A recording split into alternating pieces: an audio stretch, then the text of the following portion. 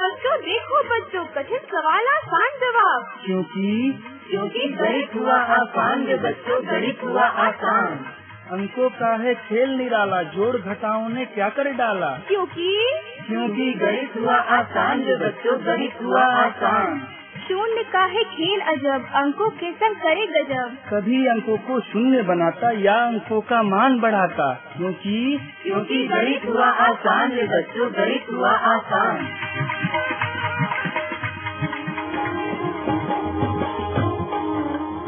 अलवर की आवाज 90.8 FM पर मैं हूं आपके साथ, आपका दोस्त बसंत।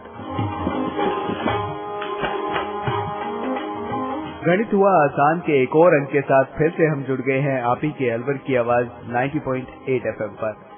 और गणित हुआ आसान के इस अंक में आज हम आपको लेके चल रहे हैं राजकीय उच्च माध्यमिक विद्यालय बगड़मेव, जहां पर IIT अलवर की असिस्टेंट प्रोफेसर अर्चना शर्मा गणित को आसान करने के लिए हमें बताएंगी आव्यूह यानी कि मैट्रिक्स के इस अगले अंक में इसकी आगे की जानकारी कि मैट्रिक्स को और किस तरह से सोल्व किया जाता है, जानेंगे आज के अंक में। और हमारे साथ हैं राजकीय उच्च माध्यमिक विद्यालय बगड़मेव के कुछ छात्र।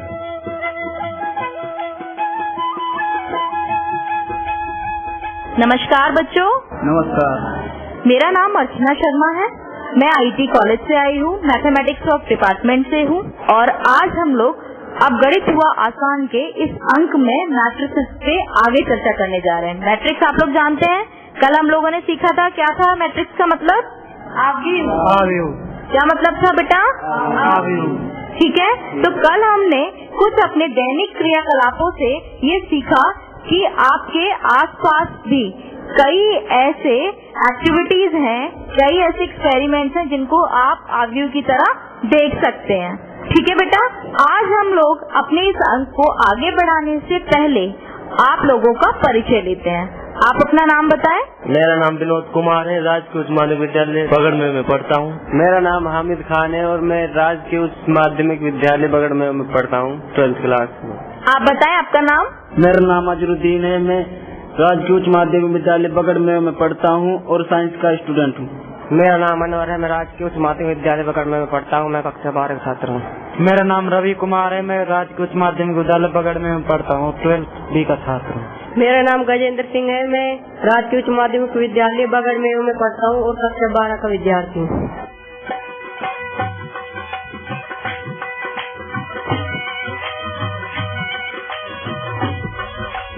तो आपसे मैं सबसे पहले ये जानना चाहूंगी कि कल आपको आव्यूह की परिभाषा क्या समझ आई। हाँ बेटा बताएंगे आव्यूह। इतना आपको याद है कि हम जब सूचनाओं को एकत्रित करते थे और उनको आयताकार क्रम विन्यास में जब रखते थे तो जो विधि या जो रूपांतरण आपको दिखता था, सारणिक रूपांतरण, हम उसको क्या कह रहे थे, आव्यूह। ऐसा था। ऐसा हमने कई उदाहरणों में सीखा कि जैसे आपके पास कोई इन्फॉर्मेशन है, आपने उसको अरेंज करके कैसे बता दिया, एलिमेंट्स को अरेंज कर दिया और कहा कि ये जो अरेंजमेंट है वो क्या कहलाएगा, यानी मैट्रिक्स। ठीक है, अब आगे बढ़ते हैं। आपने इसीलिए सटीक अगर परिभाषा में अगर हम कहें तो हम क्या कहेंगे कि आव्यूह की परिभाषा क्या होनी चाहिए। आव्यूह कुछ अवयवों का आयताकार क्रम विन्यास है। ठीक है, और उस आयताकार क्रम विन्यास में जो एंट्रीज हैं, जो अवयव हैं, हम उनको प्रविष्टि भी कहते हैं, एलिमेंट्स भी कहते हैं। ठीक है, आव्यूह में और क्या क्या देखा आपने। आव्यूह किससे बनता है, बिल्कुल सही बताएं बेटा। और स्तंभों से। बिल्कुल सही। पंक्तियाँ कौन सी होती हैं, जो तिरछी लाइन होती है, 36 जो होती हैं। अच्छा, स्तंभ क्या होता है, जो ऊर्ध्वाधर होती हैं। ऊर्ध्वाधर का मतलब सीधी खड़ी।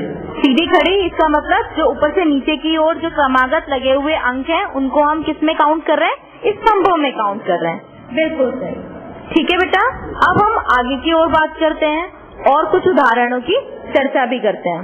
देखिए बच्चों, अतः हम ये कह सकते हैं कि आव्यूह संख्याओं या फलनों का के अवयवों अर्थात एलिमेंट्स का अरेंजमेंट है। ठीक है, आव्यूह को हम किसी अंग्रेजी वर्णमाला के कैपिटल लेटर से डिनोट कर सकते हैं। जैसे मान लीजिए capital A is equal to, हमने कोई आव्यूह बना लिया, ठीक है।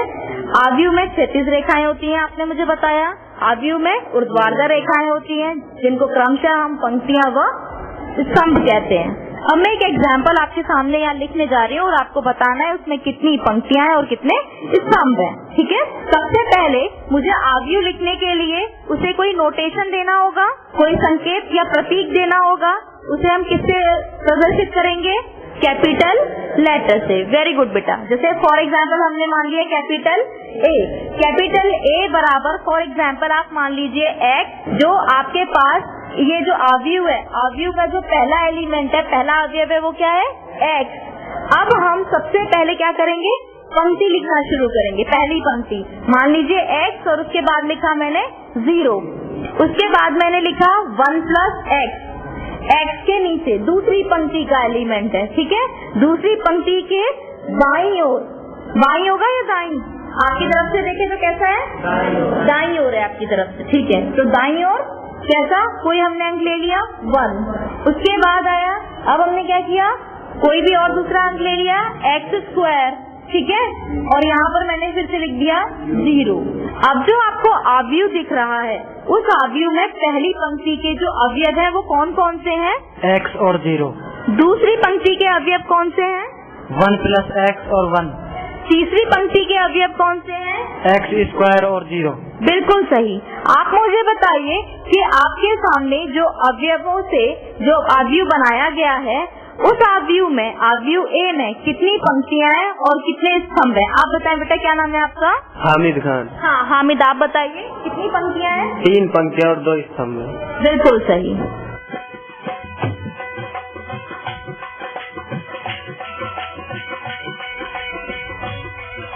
अब हम आगे की ओर बढ़ते हैं और आज हम लोग बात करेंगे कि किसी भी आव्यूह की कोटि यानी ऑर्डर ऑफ ए मैट्रिक्स कैसे ज्ञात किया जाता है, ठीक है। चलिए, सबसे पहले किसी भी आव्यूह की कोटि ज्ञात करने के लिए हमें ये ज्ञात होना चाहिए कि उस आव्यूह में कितनी पंक्तियां हैं और कितने स्तंभ हैं। बिल्कुल सही। जैसे कि अभी अभी जिस एग्जाम्पल की मैंने बात की थी, जो आव्यूह ए लिखा हुआ है हमारे पास में, जिसका पहला अवयव x, दूसरा अवयव 0, दूसरी पंक्ति का पहला अवयव 1 + x, दूसरा अवयव 1, तीसरी पंक्ति का पहला अवयव x² और दूसरा 0 है। तो आप मुझे ये बता सकते हैं, यहाँ पर आपने अभी अभी मुझे थोड़ी देर पहले बताया था कि इस उपयुक्त एग्जाम्पल में आपके पास कितने रो है और कितने कॉलम है। रो का मतलब पंक्ति, कॉलम का मतलब स्तंभ। चलिए बताइए कितनी रो है इसमें? 3 रो है इसमें, यानी पंक्तियां कितनी है इसमें? 3। और कॉलम कितने हैं इसमें? 2 कॉलम्स हैं, ठीक है। तो किसी भी आव्यूह की कोटि ज्ञात करने के लिए हम पंक्तियों को कॉलम से गुणा कर देते हैं और गुणा करने के बाद रिजल्ट अगर जो आएगा, रिजल्ट नहीं फाइंड आउट करना है, केवल आपको ऑर्डर बताना है, केवल कोटि ज्ञात करनी है, ठीक है। और कोटि ज्ञात करते समय इस बात का अवश्य ध्यान रखना है कि पहला जो नंबर है, जो कोटि का जो पहला जो संख्या है, ठीक है, वहाँ पर क्या आना चाहिए? पंक्तियों की संख्या। और दूसरे स्थान पे क्या आना चाहिए? कॉलमों की संख्या। बिल्कुल सही। तो आप मुझे बताइए इस एग्जाम्पल की जो कोटि है वो क्या होगी? कोटि क्या होगी? 3 × 2। अब अगर हम सामान्यतः रूप में अपने इस रिजल्ट को एक्सटेंड करना चाहें, ये तो हमने पर्टिकुलर किसके लिए बता दिया, 3 रो थी और इसमें 2 कॉलम थे। सामान्यतः अगर हमारे पास कोई ऐसा आव्यूह है जिसमें m मतलब कुछ भी, कोई भी नेचुरल नंबर हो सकता है, m, ठीक है, m रो है, m यानी स्मॉल m, ठीक है, और n कॉलम्स हैं, यानी कितने कॉलम्स हैं? 1 2 3 4, कहाँ तक जा रहे हैं वो? n तक जा रहे हैं। कोई भी नेचुरल नंबर हो सकता है, ठीक है। अगर आपके पास किसी आव्यूह के m रो और n कॉलम्स हैं, तो उस आव्यूह की कोटि क्या होगी? बताएं बेटा। m × n। बिल्कुल सही, बहुत अच्छे, ठीक है, m × n। इसी प्रकार आप किसी भी आव्यूह की कोटि को ज्ञात कर सकते हैं।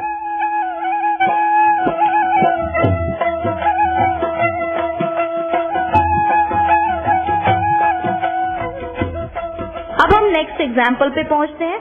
आप एग्जाम्पल नोट भी कर सकते हैं। एग्जाम्पल बताएं। मैं एग्जाम्पल आपको बताने जा रही हूँ। एक बच्चा मोहन है, ठीक है।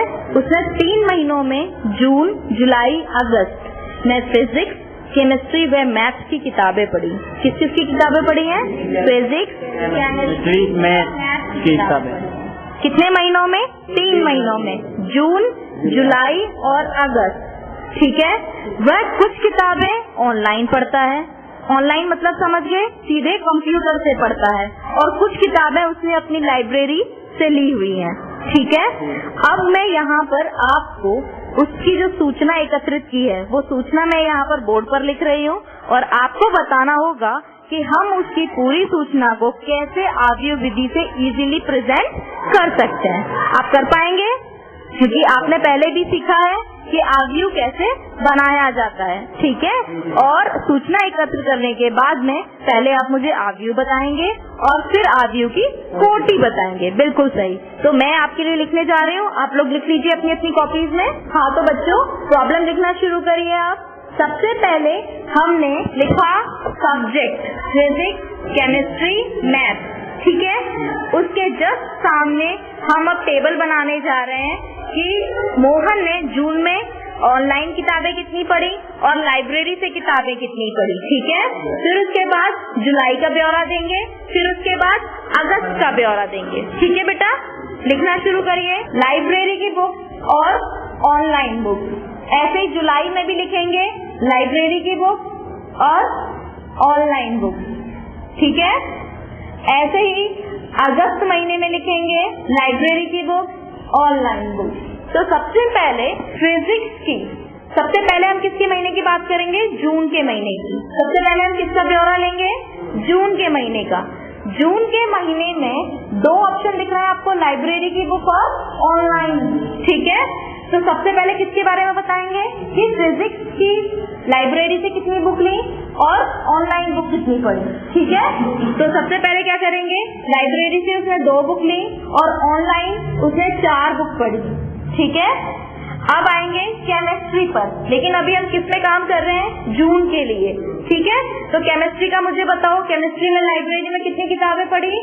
3 और ऑनलाइन पढ़ी 1। मैथ की उसने लाइब्रेरी से ली 4 किताबें और ऑनलाइन पढ़ी 5 किताबें। ठीक है। ऐसे ही अब किसकी बारी है? कौन से महीने की बारी है?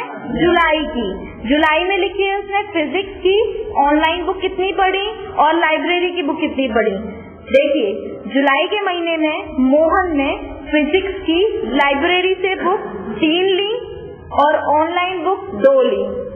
ऐसे ही केमिस्ट्री की लाइब्रेरी से 1 किताब ली और ऑनलाइन भी 1 ही किताब पढ़ी। ऐसे ही मोहन ने जुलाई के महीने में मैथ्स की किताब लाइब्रेरी से 5 किताबें ली और ऑनलाइन 3 किताबें पढ़ी। ठीक है। अब हमारे पास जुलाई का पूरा ब्यौरा आ चुका है। अब क्या बचा है केवल बच्चों? अगस्त। अब लिखिए अगस्त में मोहन ने फिजिक्स की लाइब्रेरी से बुक कितनी ली? केवल 1 बुक ली और ऑनलाइन 3 किताबें ली। ऐसे ही मोहन ने केमिस्ट्री की लाइब्रेरी से 2 किताबें ली और ऑनलाइन 3 किताबें ली। ऐसे ही मैथ्स में लाइब्रेरी से 4 किताबें ली और ऑनलाइन 6 किताबें पढ़ी। तो क्या अब आप इस ब्यौरे को मैट्रिक्स के रूप में समझा सकते हैं? पहले आप मुझे अलग अलग बताइए कि जून का मैट्रिक्स फॉर्म कैसा होगा, जुलाई का मैट्रिक्स फॉर्म कैसा होगा और अगस्त का मैट्रिक्स फॉर्म कैसा होगा। बताएं। जून का बताइए। सबसे पहले जून का जो ऑब्जेक्ट बन रहा है, सबसे पहले मुझे बताइए पहली रो किसको इंडिकेट करेगी? फिजिक्स को। बिल्कुल सही। दूसरी रो किसको इंडिकेट करेगी और तीसरी रो किसको संकेत देगी? मैथ को। ठीक है। पहला कॉलम किसको इंडिकेट करेगा? दूसरा कॉलम किसको इंडिकेट करेगा? ऑनलाइन बुक्स को। बिल्कुल सही। पहला कॉलम लाइब्रेरी बुक्स और दूसरा कॉलम ऑनलाइन बुक्स। ठीक है। तो आपके पास पहले से ही उपलब्ध है सूचना, तो आप सूचना को कैसे लिख सकते हैं? रो और कॉलम की फॉर्म में। तो वो आपके पास क्या बन जाएगी? कैसे प्रदर्शित करेंगे उसको? एक आर्ग्यू के फॉर्म में। ठीक है। मैट्रिक्स के फॉर्म में आप प्रेजेंट करेंगे। ठीक है। तो बताइए जो जून की जो मैट्रिक्स है वो कैसी होगी?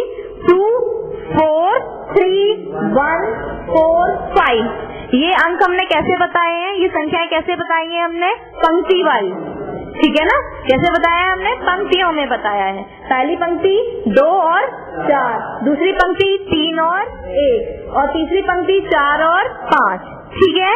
अब आपका नाम क्या है? रवि कुमार। रवि, आप मुझे बताइए जुलाई के लिए आव्यू कैसा होगा। पहले मुझे बताओ पहली पंक्ति क्या होगी। पहली पंक्ति किसको इंडिकेट करेगी रवि? फिजिक्स को। दूसरी पंक्ति? केमिस्ट्री को। तीसरी पंक्ति? मैथ्स को। चलो अब रवि मुझे बताना शुरू करो कि पहला कॉलम किसको इंडिकेट करेगा? लाइब्रेरी को। और दूसरा कॉलम? ऑनलाइन। ऑनलाइन। चलिए अब एंट्रीज बताइए कि अवयव बनेगा कैसे। पहली पंक्ति के अवयव बताइए। 3 2। ठीक है। दूसरी पंक्ति के अवयव बताइए। 1 1। और तीसरी पंक्ति के अवयव बताइए। 5 3। बिल्कुल सही। हामिद, अब आप अगस्त के लिए बताइए, अगस्त से बनने वाला अवयव कैसा होगा। पहली, दूसरी, तीसरी पंक्ति किसे इंडिकेट करती है? फिजिक्स, केमिस्ट्री, मैथ्स को। बिल्कुल सही। और पहले और दूसरे कॉलम किसको इंडिकेट करते हैं? लाइब्रेरी बुक्स और ऑनलाइन बुक्स। बिल्कुल। पहला कॉलम किसके लिए, लाइब्रेरी या ऑनलाइन? लाइब्रेरी। बिल्कुल सही। अब मुझे बताइए कि जो पहली स्तंभ है, जो पहला कॉलम है, उसकी एंट्रीज बताइए। 1 2 और 4। बिल्कुल सही। हामिद, दूसरे कॉलम की एंट्रीज बताइए। 3 3 6। बिल्कुल सही, बहुत बढ़िया। क्या आपके पास अब कितनी मैट्रिसेस दिख रही हैं आपको? कितनी मैट्रिसेस हैं? 3। आप इनके नामकरण भी कर सकते हैं, नामकरण कर सकते हैं। बताया था ना कि हम एक मैट्रिक्स को किससे प्रदर्शित कर सकते हैं? कैपिटल लेटर से। तो आप मान सकते हैं, हम मान लेंगे कि जो जून वाली मैट्रिक्स है उसको कैपिटल है, जुलाई वाली मैट्रिक्स को कैपिटल बी, और जो हमारी अगस्त वाली मैट्रिक्स है उसको कैपिटल सी मान लेंगे। तो कितनी मैट्रिक्स हो गई टोटल अपने पास में? 3 मैट्रिक्स हो गई। ठीक है। आपको अब बताना है कि ए, बी और सी की कोटि क्या होगी। सबसे पहले गजेंद्र आप बताओ, ए मैट्रिक्स की कोटि क्या होगी? 2 गुणा 3। ऐसा क्यों है गजेंद्र? उसमें 2 पंक्तियां हैं। 3 गुणा 2। 3 गुणा 2। पहले आपने 2 गुणा 3 क्यों कहा? गलत था या सही था? गलत। अच्छा, 3 गुणा 2 होगा। बताइए 3 का मतलब क्या है? 3 का मतलब कॉलम में 3 पंक्ति। नहीं बेटा, देखिए 3 गुणा 2 का मतलब है कि हमारे पास जो मैट्रिक्स ए है, अवयव ए जो है उसमें 3 पंक्तियां हैं और कॉलम कितने हैं? 2 हैं। इसीलिए कोटि क्या होगी मैट्रिक्स ए की? 3 गुणा 2। बिल्कुल सही। आपका नाम रवि। अब आप मुझे बताइए मैट्रिक्स सी का, मैट्रिक्स सी की कोटि बताइए। 3 गुणा 2। ऐसा क्यों है? इसमें 3 पंक्तियां और 2 कॉलम है। बहुत अच्छे। क्या हम 2 गुणा 3 लिख सकते हैं इसको? नहीं। अगर 2 गुणा 3 लिखेंगे तो क्या व्यवस्था बदल जाएगी? बदल जाएगी। ठीक है, व्यवस्था बदलकर बताइए कि जो अगर हम मैट्रिक्स सी की व्यवस्था बदल देते हैं तो मैट्रिक्स सी कैसी दिखेगी। चलिए करिए, एक बार करके बताइए। सबसे पहले क्या होगा, अगर मैट्रिक्स सी की अगर हम व्यवस्था बदलना चाहते हैं तो आपके हिसाब से क्या हो जाएगा? पहली रो किसको इंडिकेट करेगी? किसको इंडिकेट करेगी? लाइब्रेरी को। देखिए, जो आपके पास पहले रो में था अब वो किस में चला जाएगा? कॉलम में। और जो कॉलम में था वो किस में आ जाएगा? रो में। ठीक है, क्योंकि हम क्या कह रहे हैं, व्यवस्था बदलने की बात हो रही है। अच्छा, एक बात बताइए, आप में से कितने लोग ऐसा श्योरली कह सकते हैं कि व्यवस्था बदलने के बाद कोटि भी बदल जाएगी? बदलेगी या नहीं? कोटि नहीं बदलेगी। कोटि नहीं बदलेगी? कोटि नहीं बदलेगी। चलिए, अभी हम लोग बदलेगी और इसका अभी हम लोग एग्जाम्पल भी देख लेते हैं। जो मैट्रिक्स सी है, हम क्या करेंगे, मैट्रिक्स सी में क्या करेंगे, जो कॉलम वाले थे अब उनको कहाँ ले आएंगे? रो में ले आएंगे। ठीक है, पंक्तियों में। तो पहली पंक्ति क्या इंडिकेट करेगी? 1 2 4। पहली पंक्ति इंडिकेट क्या करेगी? Library book. लाइब्रेरी बुक्स को। तो सबसे पहले लाइब्रेरी बुक्स। दूसरी पंक्ति किसको इंडिकेट करेगी? ऑनलाइन बुक्स को। बिल्कुल सही। चलिए, अब मुझे बताइए कि जो आपके पास पहला स्तंभ है, पहला कॉलम जो है वो किसको इंडिकेट करेगा? फिजिक्स को। दूसरा केमिस्ट्री को और तीसरा कॉलम मैथ्स को। चलिए, अब मुझे बताइए कि लाइब्रेरी से मोहन ने फिजिक्स, केमिस्ट्री, मैथ्स की कितनी कितनी किताबें पढ़ी थी? जल्दी बता दीजिए। फिजिक्स की 1, केमिस्ट्री की 2 और मैथ्स की 4। चलिए अब बताइए ऑनलाइन किताबें कितनी पढ़ी थी उसने? फिजिक्स, केमिस्ट्री, मैथ की 3 और 6। बिल्कुल सही। अब बताइए, अब जो आपको अवयव दिख रहा है उस अवयव में क्या दिख रहा है आपको? जो पहला अवयव है, रो वाइज बात कर रही हूँ मैं, पहली पंक्ति में जो अवयव है वो कौन कौन से हैं? 1, 2, 4। और दूसरी पंक्ति में कौन कौन से अवयव हैं? 3, 3, 6। आप मुझे बताइए इसकी कोटि क्या होगी? 2 गुणा 3। और जबकि पहले मैट्रिक्स सी की कोटि क्या थी? तो दोनों की कोटि कैसी हो गई? बदल गई। ठीक है, इसका मतलब ये है कि अगर रो और कॉलम का ट्रांसफॉर्मेशन कर देंगे हम, अगर रूपांतरण कर देते हैं तो हमारे पास जो मैट्रिक्स की कोटि है वो भी बदल जाता है। ठीक है बेटा, समझ आ रहा है आपको? दूसरा क्वेश्चन पूछ रहे, बताएंगे?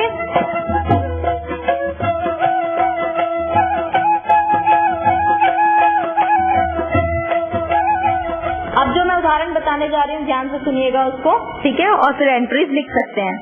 बाजार में 3 स्टॉल्स हैं। पहली स्टॉल का नाम है ए, और दूसरी स्टॉल का नाम है बी, और तीसरी स्टॉल का नाम है सी। तीनों ही स्टॉल्स पर प्री पैक्ड फूड्स मिलते हैं। प्री पैक्ड मतलब जैसे बर्गर है पैक मिलेगा आपको, चाउमीन है पैक मिलेगी, इस तरीके के फूड हैं। ठीक है, हमारे पास जो चार्ट उसने बताया है, जो ए बी सी तीनों स्टॉल्स का जो चार्ट आ रहा है हमारे पास, वो ये है कि उनके वो क्या बेचते हैं? बर्गर बेचते हैं, और दूसरा क्या बताया मैंने अभी आपको? चाउमीन बेचते हैं। ठीक है, तो हमको ये बताना है कि स्टॉल ए कितने पैकेट बेचती है, स्टॉल बी कितने पैकेट बेचती है, और स्टॉल सी कितने पैकेट बेचती है। एक ही दिन की बिक्री बता रहे हैं हम लोग। कितने दिन की बताने जा रहे हैं? एक ही दिन की, कि नंबर ऑफ पैकेट कितने कितना बेच पाते हैं। ठीक है, तो मैं यहाँ पर आपके लिए एंट्रीज लिख रही हूँ। आपको क्या करना है कि जो आपके पास इंफॉर्मेशन आ रही है उस इंफॉर्मेशन को आपको कैसे शो करना है? मैट्रिक्स की फॉर्म में। ठीक है, तो सबसे पहले लिखो, जो मैं आपको यहाँ पर इंफॉर्मेशन जो दे रही हूँ स्टॉल ए, बी और सी के लिए, वो हम कैसे बता रहे हैं आपको? Row wise. ठीक है, सबसे पहले मैंने लिखा है पैकेट ऑफ, क्या था सबसे पहले? बर्गर, यानी बर्गर के पैकेट की बात कर रहे हैं हम लोग। फिर दूसरा है पैकेट्स ऑफ चाउमीन, यानी चाउमीन को पैक करके, चाउमीन के लिए। अब हम क्या लिखेंगे?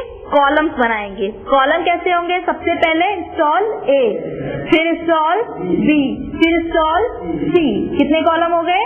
3।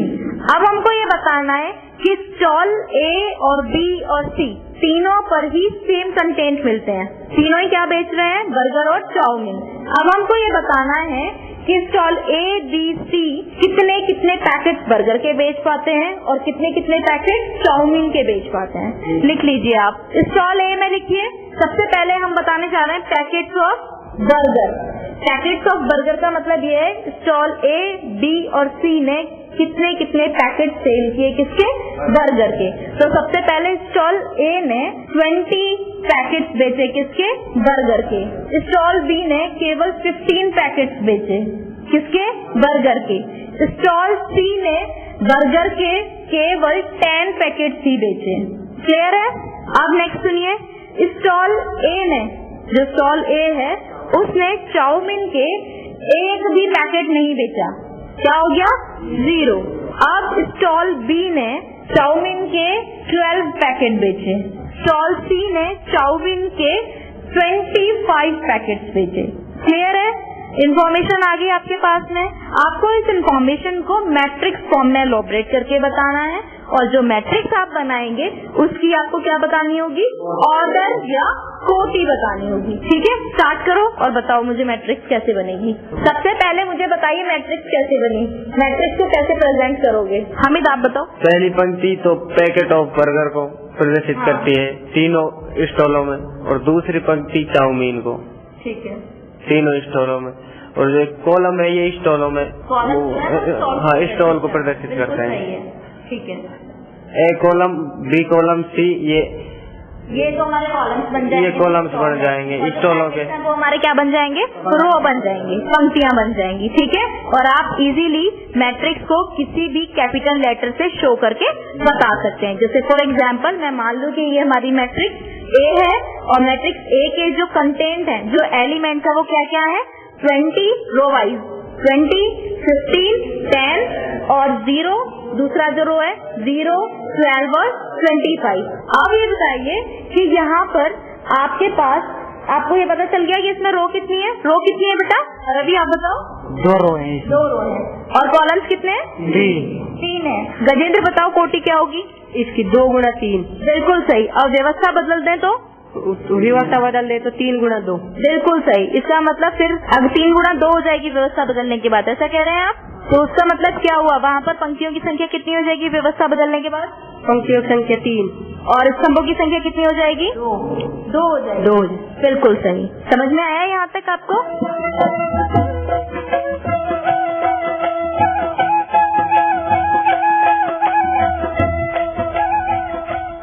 अब आगे मैं आपसे एक क्वेश्चन छोटा सा और करना चाहूंगी। आप लोगों को ये तो पता ही होगा कि हम लोग एलिमेंट्स को भी नॉमिनेट करते हैं, मतलब नाम रखते हैं एलिमेंट्स के भी जब किसी मैट्रिक्स की बात करते हैं। जैसे फॉर एग्जांपल अगर मैं यहाँ पर एक कोई सामान्य मैट्रिक्स बनाऊं और उनके अवयव मुझे ना पता हो, लेकिन मैं अवयवों को डिनोट करना चाहूँ, जैसे मैंने इस पूरे अवयव को मैंने अभी बताया था कि हम अवयवों को कैसे डिनोट कर सकते हैं, capital A, capital B, capital C से। वैसे ही आपने कभी देखा हो अगर ऐसा, तो हम एलिमेंट्स को भी हम स्मॉल लेटर से डिनोट करते हैं। देखा है ऐसा आपने? स्मॉल लेटर से डिनोट करते हैं।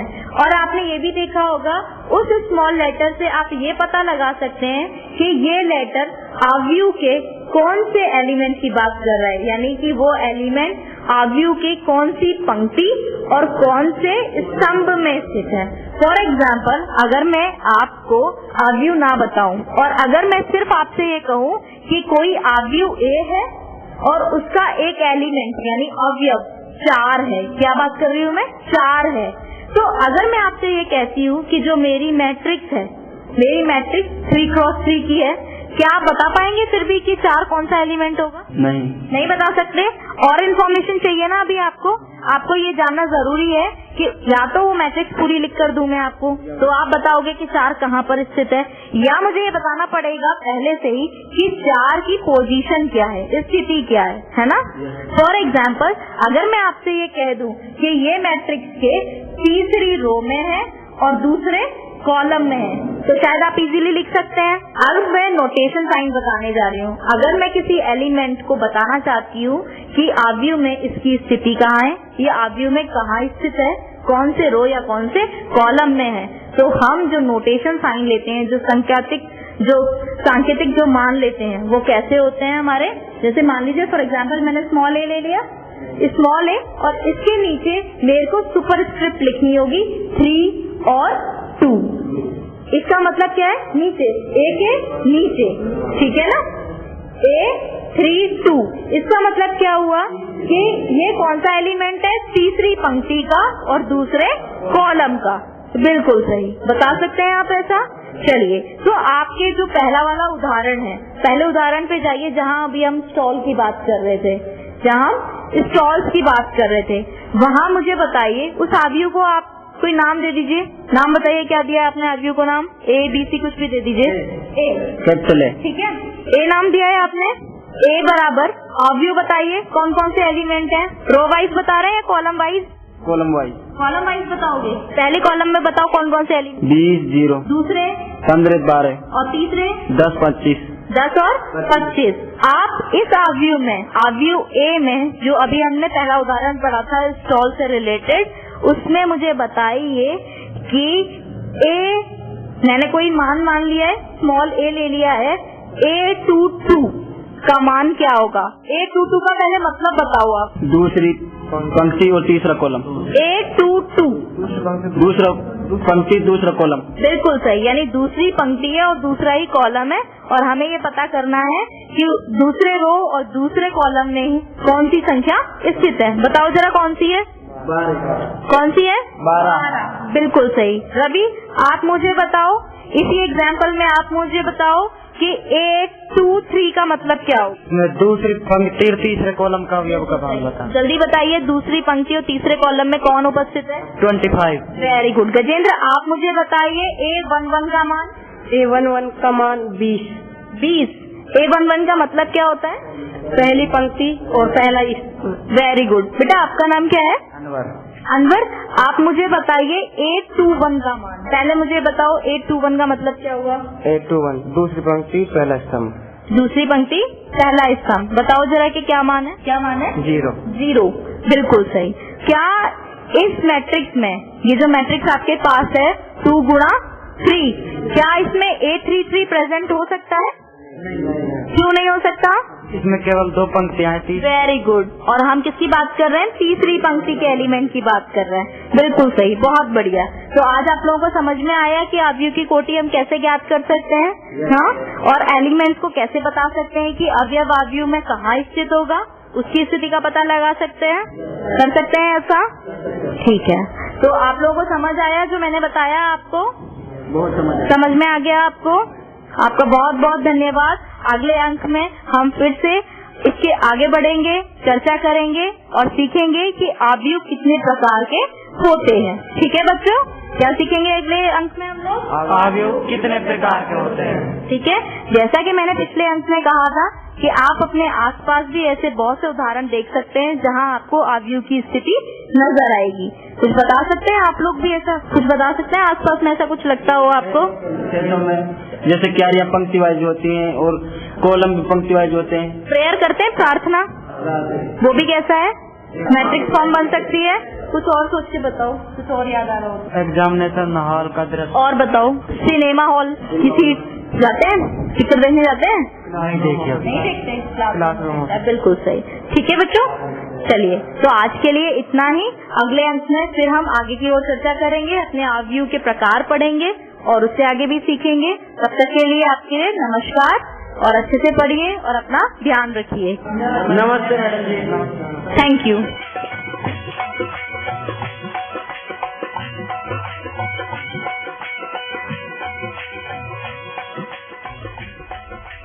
तो दोस्तों, हमें उम्मीद है कि बगड़ मेव के छात्रों का भी गणित आसान हो गया होगा। आज के अंत में हमने जाना मैट्रिक्स यानी कि अवयव के बारे में।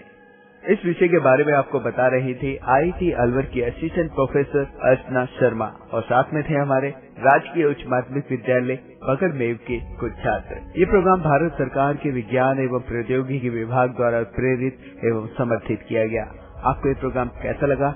आप अपने फीडबैक, प्रतिक्रिया हमें दे सकते हैं। अपने फीडबैक देने के लिए हमारा पता है कम्युनिटी रेडियो अलवर की आवाज 90.8 megahertz, IIT group of institutions, north extension MIA Alwar Rajasthan. हमारे फोन नंबर है 9587908908 और दूसरा नंबर है 0144512190। आप हमें मेल भी कर सकते हैं। हमारी ईमेल आईडी है radioalwar@gmail.com और साथ ही इस प्रोग्राम को आप ऑनलाइन यानी कि इंटरनेट पर भी सुन सकते हैं। इंटरनेट पर सुनने के लिए आपको लॉगिन करना है www.i-radiolive.com पर और साथ ही मैथमेटिक्स यानी गणित हुआ आसान के एपिसोड आप ऑनलाइन यानी कि इंटरनेट के माध्यम से एक दुनिया अनेक आवाज के वेबसाइट पर भी सुन सकते हैं। वेबसाइट है www.edaa.in। लॉगिन कीजिए और कहीं भी बैठकर ऑनलाइन आप इन मैथमेटिक्स के प्रोग्राम को सुन सकते हैं। इसी के साथ अपने दोस्त बसंत को दीजिए इजाजत। नमस्कार। आओ बच्चों, देखो बच्चों, कठिन सवाल आसान जवाब। क्योंकि गणित हुआ आसान जो बच्चों, गणित हुआ आसान। अंकों का है खेल निराला, जोड़ घटाओं ने क्या कर डाला। क्योंकि गणित हुआ आसान जो बच्चों, गणित हुआ आसान। शून्य का है खेल अजब, अंकों के संग करे गजब। कभी अंकों को शून्य बनाता या अंकों का मान बढ़ाता। क्योंकि गणित हुआ आसान जो बच्चों, गणित हुआ आसान।